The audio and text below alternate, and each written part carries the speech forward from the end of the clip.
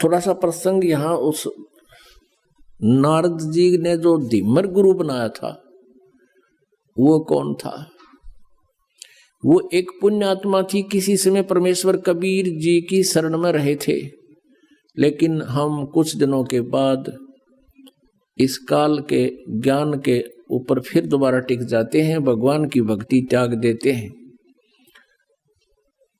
ऐसा ही उस नादान आत्मा ने कर रखा था। फिर यो काल ऐसे कर्म बिगड़वा दे उस पुण्यात्मा के, ऐसी जगह मछियारों का जन्म दे दिया, और वो मछली पकड़ के लावे और बेचे, उसे तो गुजारा कर, आप भी काट के खावे। अब कहते हैं कबीर कमाई आपनी कदे ना निष्फल जा, 7 समुद्र आडे पड़े मिले अगा हुआ। क्या हुआ कि एक बार वो जिस राज्य में रहता था वहां के सभी तालाबों की मछलियां उसने पकड़ ली थी, कालू नाम के जीमर ने, वो तो खाली हो लिए थे। उसने देखा कि पड़ोसी राजा एक बहुत धार्मिक व्यक्ति था, उसने सब जगह ये आदेश दे रखा था कि मेरे राज्य में हिंसा नहीं हो, जीव हिंसा नहीं हो, और इस कारण से किसी भी तालाब में कोई मछलियां नहीं पकड़ता था। और वो चला गया कालू, उसने देखा सी मोटी मोटी तोरी सी भारा भारा गिया सी कूदे उसके अंदर, उसने सोचा सुबेरा करूंगा काम।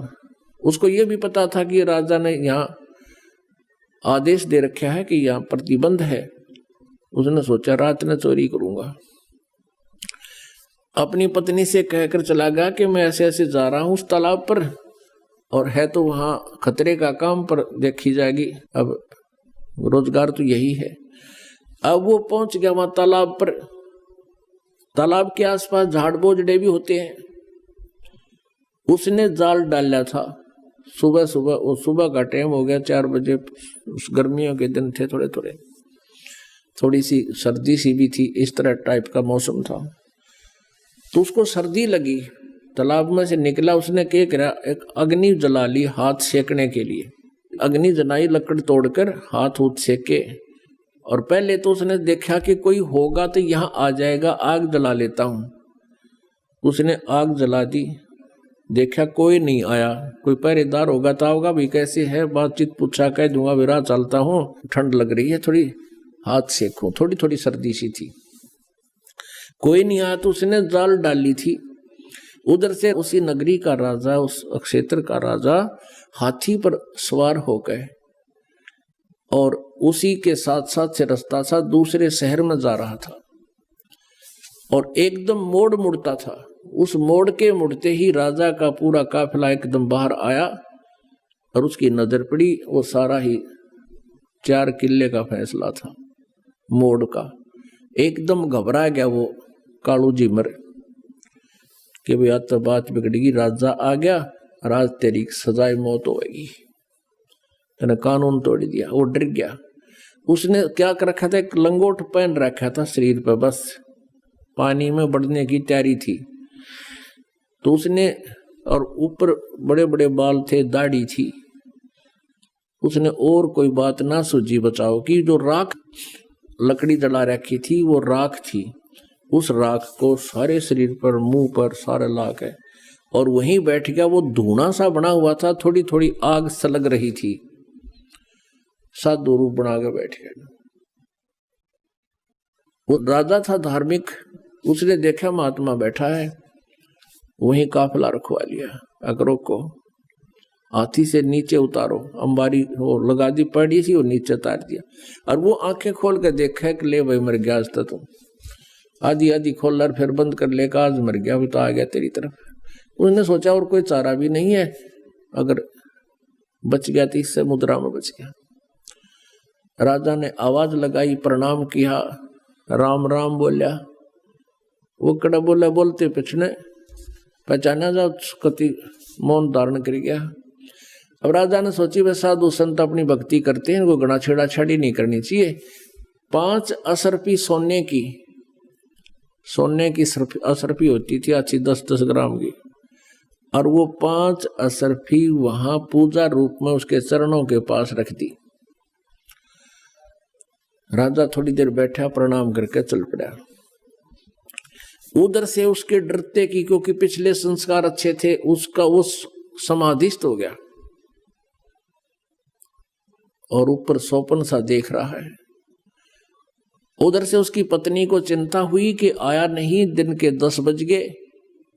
वो चली करता है, जिस सरोवर का वो कह के गया था वहीं जाकर देखा तो क्या कर रहा है, साधु बना बैठा।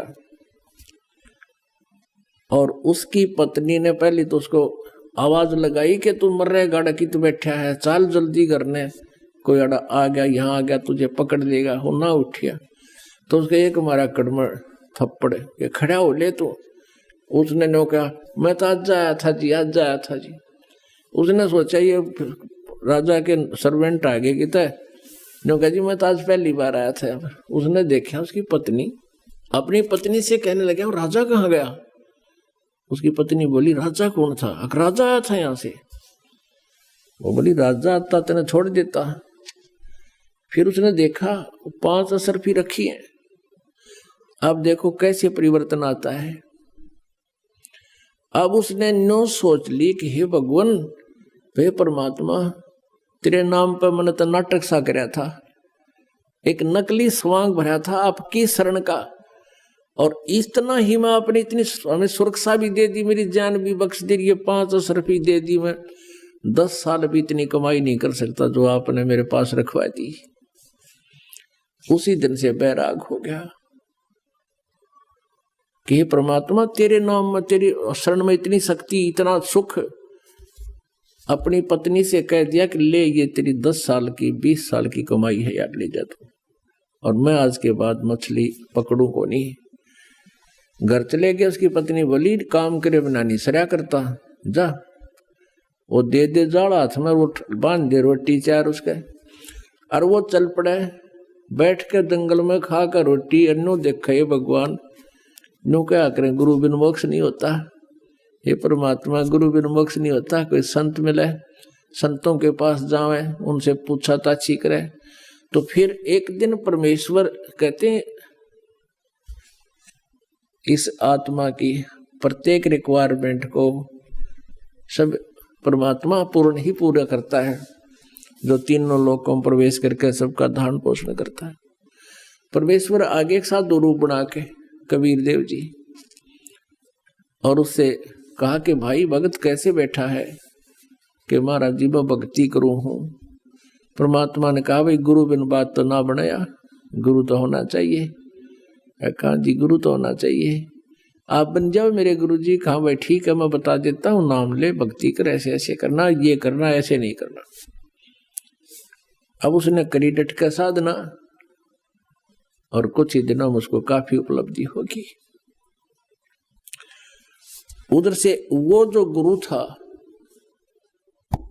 अब उधर नारद जी को एक ऐसी समस्या पैदा होगी थी।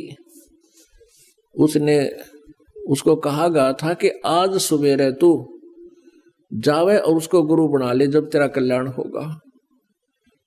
तो सवेरे सवेरे वो जा रहा था किसी घाट के स्नान करने के लिए, आगे से वो कालू झीमर मिल गया उसने। तो उसको उन्होंने गुरु बना लिया। उस कालू झीमर ने उसको बताया कि ये नाम जाप कर ऋषि जी, जब तेरा कल्याण होगा। अब कहने का भाव ये है पुण्यात्मा, हम ये सोचा करते थे कि कालू जो था एक सिंपल सा साधारण आदमी, एक मछियारा था, और उसको नारद जी ने गुरु बना लिया तो भी उसका उस सत्र का कल्याण हो गया। अब उस समय वो कालू झिमर नहीं था, उसने सारी बुराई छोड़ दी थी, वो संत बन गया था।